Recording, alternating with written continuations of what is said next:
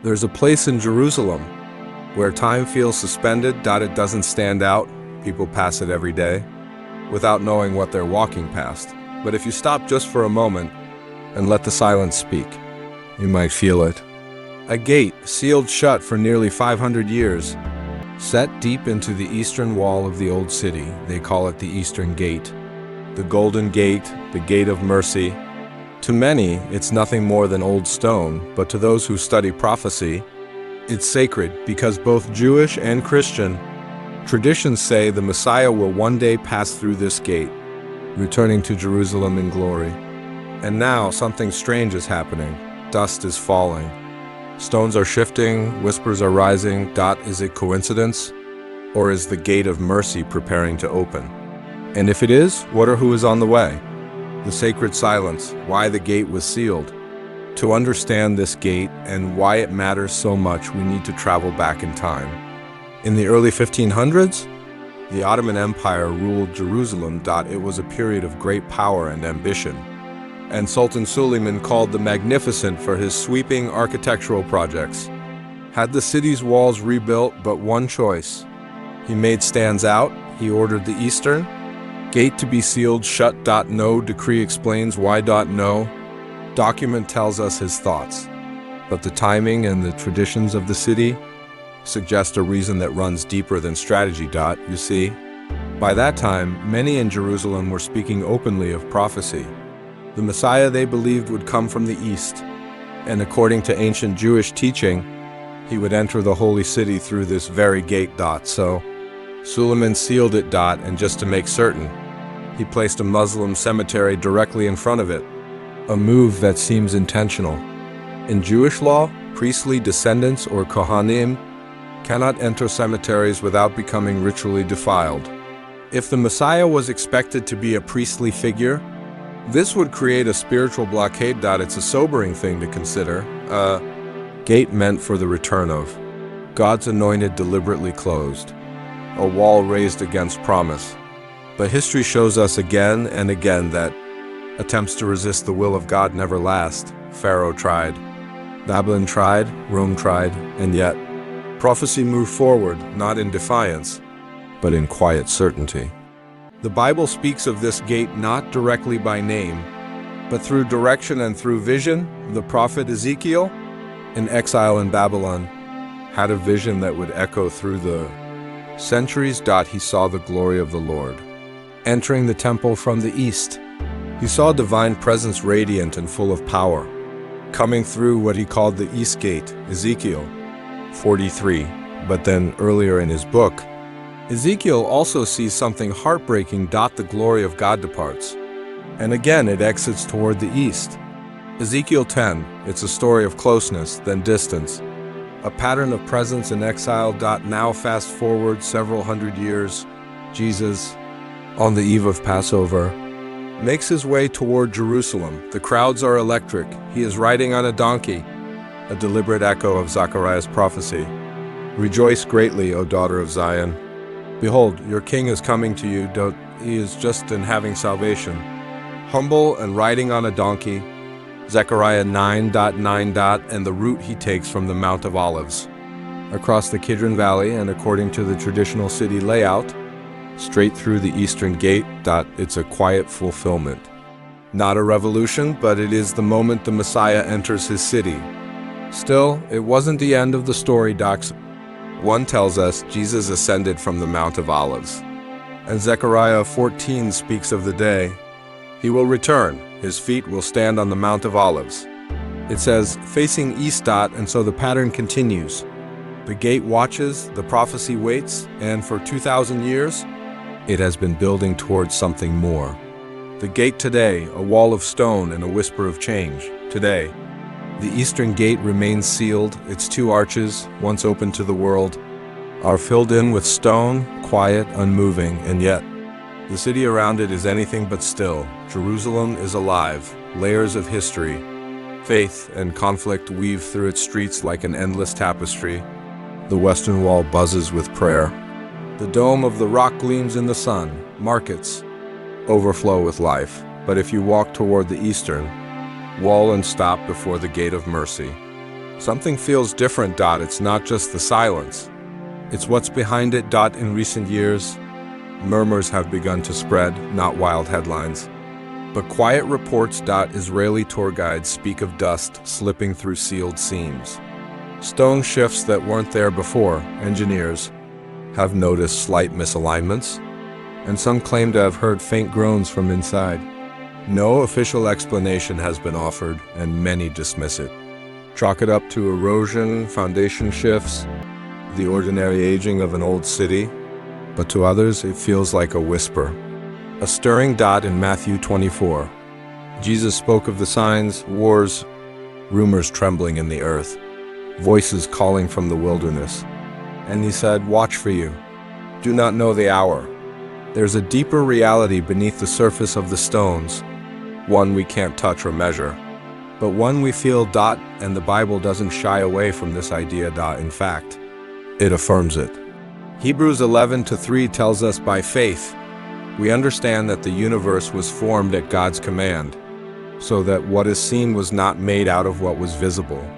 It's a beautiful, humbling truth. The visible world, everything we know, was born out of the unseen. And this changes how we understand everything around us. It means that the physical realm isn't the full story. It's the echo, the surface, the ripple from a greater source. When we look at the Eastern Gate, we're not just looking at limestone and centuries-old mortar. We're looking at a threshold between the natural and the divine. In Scripture, God rarely shouts. He moves in ways that are small by the world's standards, but seismic in eternity, a whisper to Elijah in the cave.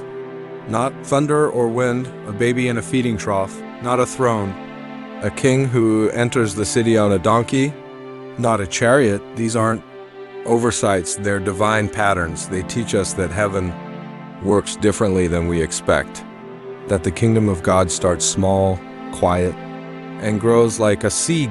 So when we see something strange at the Eastern Gate, stone dust falling, odd noises from within, we shouldn't rush to explain it away. We should ask, is this the kind of sign God would give?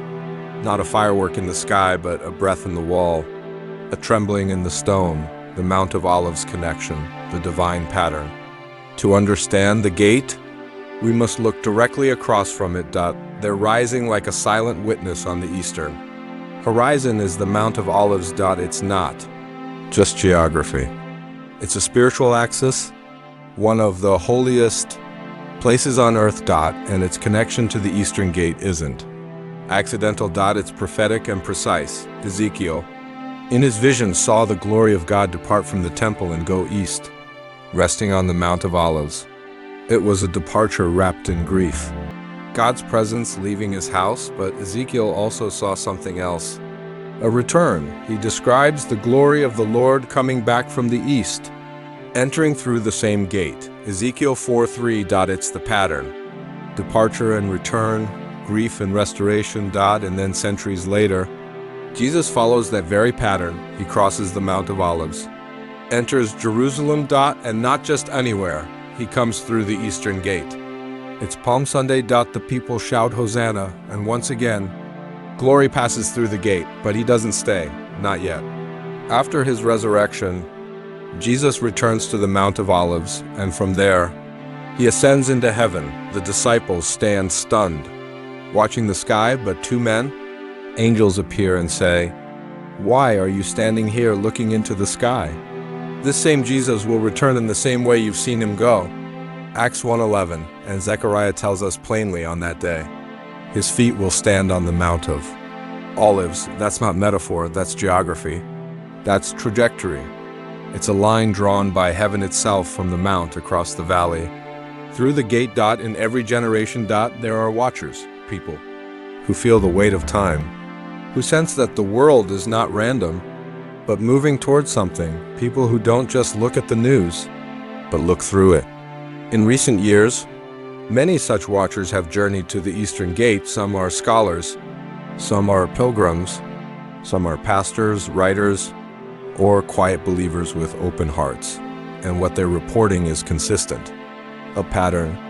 Some have stood at the foot of the gate and felt something not imagined, not emotional but physical, a low vibration. like a hum deep in the ground, like the earth remembering. Others have witnessed fine dust falling from the archways. Number wind, no vibration, just a slow, steady shedding, as though the gate were stirring from sleep. Few have even claimed to hear something from within.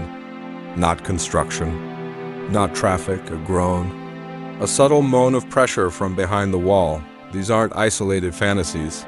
They're testimonies, and they echo the biblical tradition of the watchman on the wall. Isaiah 62:6 speaks of them. I have posted watchmen on your walls. Jerusalem, they will never be silent. Day or night, watchers are not obsessed with signs. They are attentive to alignment. City like no other. Why Jerusalem still matters? Jerusalem is not just an ancient city. It's the heartbeat of prophecy. Across the Bible, it is mentioned more than 800 times, from the days of Abraham to the final visions of Revelation. Psalm 122 doesn't suggest it commands us pray for the peace of Jerusalem. Why? Because Jerusalem is more than geography. It is spiritual ground zero, the place where heaven and earth have collided time and again. It was here that Solomon built the temple, here that the prophets cried out, here that Jesus walked, taught, and wept. In Luke 19:42, he looked upon the city and said with sorrow, if you had only known on this day what would bring you peace, but now it is hidden from your eyes, and that warning still echoes today. The world races ahead in confusion, but the city of Jerusalem remains like a watchtower, steady, central, sacred. Could it be that we're approaching another divine visitation? And again, so many are unaware. If this city was at the center of Christ's first coming, might it also play a central role in his return? The prophetic clock, a gate, a nation, and a fig tree. When Jesus spoke of the fig tree in Matthew 24, he wasn't merely describing botany, he was speaking. In symbol and code, as he often did, most scholars agree. The fig tree represents Israel, he said. When its branches become tender and put forth leaves, you know that summer is near. So likewise, when you see all these things, know that it is near. Even at the door, pause on that phrase, at the door. Could that door be more than metaphor? Could it be the actual eastern gate sealed? Trembling, watched by prophecy watchers around the world. The rebirth of Israel in 1948 was seen by many as the first leaf on the fig tree. Since then, signs have multiplied. Earthquakes, wars, spiritual awakening, apostasy, global unrest, but the most quiet and chilling sign. Maybe this, a gate long closed, may be beginning to stir. If Jesus said it is near, even at the door, what if he meant exactly that? The final question, when the gate opens, pictured a gate of ancient stone, sealed tight for nearly half a millennium, untouched by time, but not untouched by destiny. And now whispers arise, dust falling from cracks, vibrations in the earth, stones slightly shifted. What if this is not decay but design? Ask yourself, when this gate opens, what will it signify? It might not swing open with fanfare, may not be accompanied by lightning or fire, but spiritually it will shake the heavens. This is not just a gate, it is a declaration in waiting. And when it opens, it won't just reveal a passage, it will announce a king. For centuries, prophecy has waited, and this gate may be the final threshold, the moment when divine timing and human history collide. Will we be ready when it happens? The signs are subtle, but they are stacking. The world sleeps, but the gate stirs and heaven is watching. Are you? If this message stirred something in you, don't scroll past it. Stay awake, stay watchful, because the King is drawing near. Subscribe, like, and share this message if you believe. This is a sign worth watching. Because this story isn't ancient history. It may be prophetic present tense. And it's not over. It may just be beginning.